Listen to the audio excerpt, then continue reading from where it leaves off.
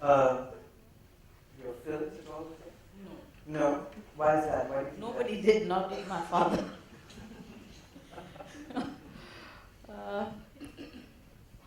I mean, you know, I was lucky because I more or less stopped working when I got married. Not because I was giving my child for adoption, but I was scared that if I worked, maybe I would. Right. So, you know, the kind of cinema my husband was asked to do was very different from his life, his background. And I think is the most difficult thing to do, is to do something so different from who you are, what you are, what you've been taught, and how you've been brought up. But it was amazing that at the latter stage of my father-in-law's life, every evening he would watch one of Amitji's movies. Yeah. I mean, you know, I used to sometimes say, how does he watch this? Even I can't.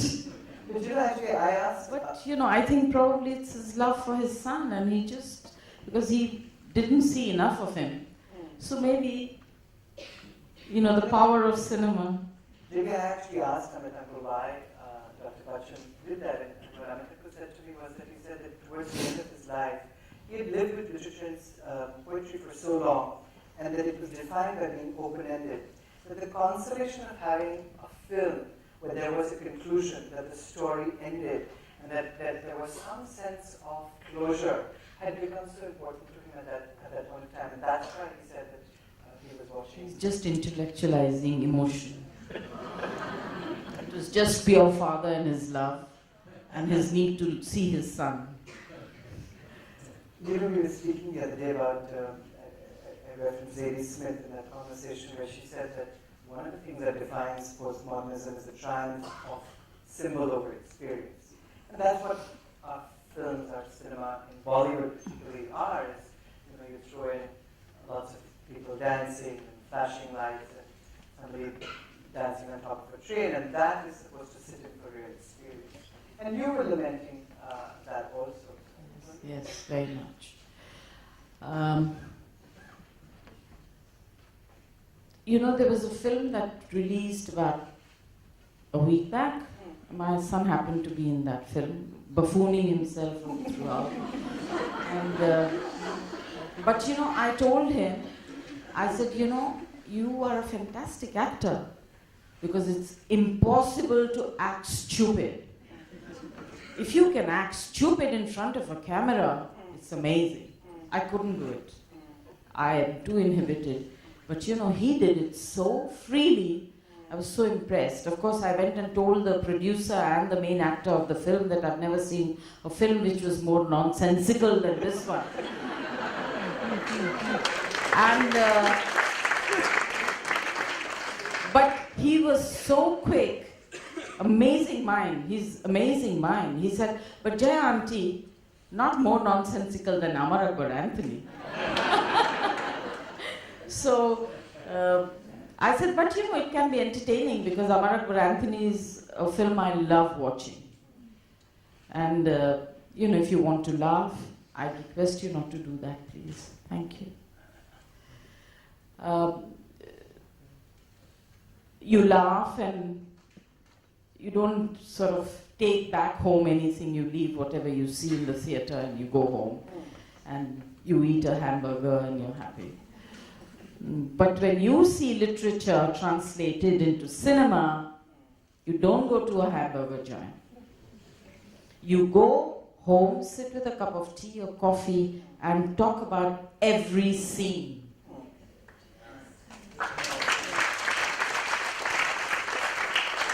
For me, that's lovely. I love that. I can stay up the whole night discussing one film. I love that. But I also enjoy Happy New Year and Amar Akbar Anthony. I enjoy the tea and the coffee after a good cinema because I have before that, a week before that, I have seen Happy New Year or Amar Akbar Anthony. So it's Brecht playing. He breaks you from the, and you know, he says, okay, you need a clear mind, now you go and see some literature. I think that works. And that's how Brecht did. And you know, one of the things that was important to you when we were discussing this conversation was the failure of our mythology to be transmuted to cinema. You know, I think the only one fantastically tacky example is of Ramayana, which was done to television. But they haven't been able to do much of that on screen. It's very expensive. Indian mythology is very expensive. We didn't have that kind of money. And unfortunately, today's cinema has become a business. It's gone away from art, and if you make a sensible film, then it's called the art house cinema, which is rubbish. Because cinema, according to me, is art, and I don't know why they have coined these two separate words. I mean, it should be entertainment, and it depends. Your entertainment could be very different from mine, but so it's become a business. It's no more that creative work that's necessary. I mean, it's not very difficult to spend a lot of money, get 100 dancers, horrible ones, with horrible clothes, and think it's aesthetic. Because they are not really doing it for you or me.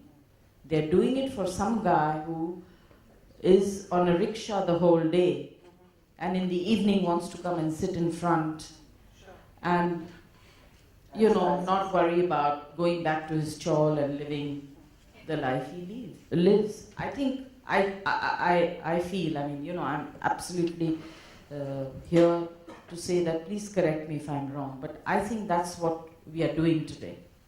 Tell me a little about, going back to the mythology, what do you... No, it's very expensive. But what are the good subjects that you think that one could... Oh, so many. I mean, I was just talking to my husband the other day, and I said, now, what are you going to do after KBC? Something that that's one program where he enjoys himself. He learns, he's happy when he comes back. He talks to us about the people he meets, and please don't do that. I get distracted. So I was asking him, he said, what I would like to do is mythology.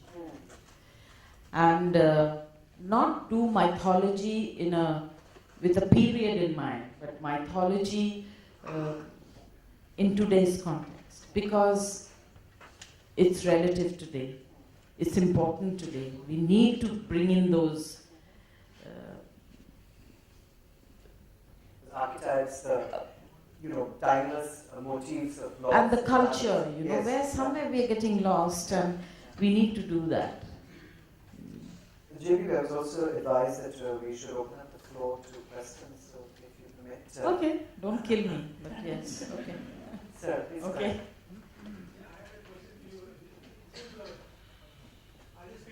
Sure.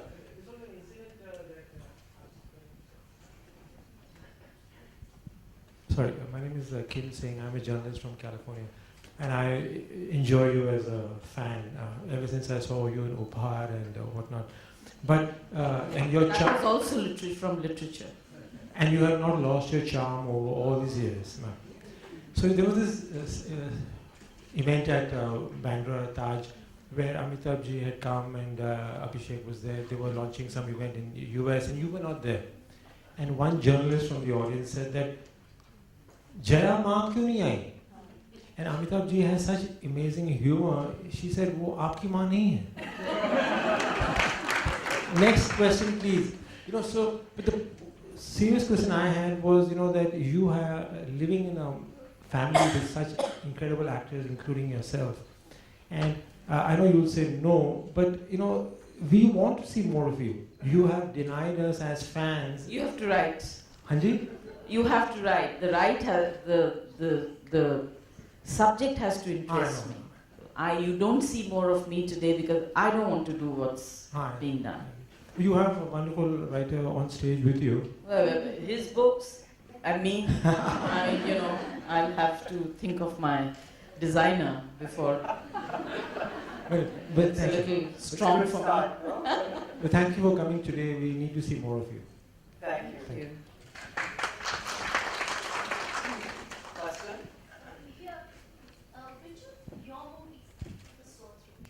Which of your movies do you like best? I mean, which you feel was literature best translated to cinema? Hazar Chaurasi Ki Maan.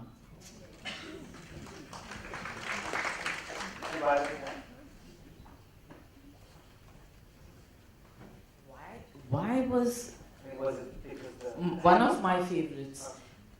Firstly, it was an amazing story, written by a very good author, a very strong woman herself, and the maker was wonderful. It was a great experience. So that was one. Yes. Question? Everything. I'm Anita Sharma. I'm financial advisor, Western Sorry? Railway. Anita Sharma.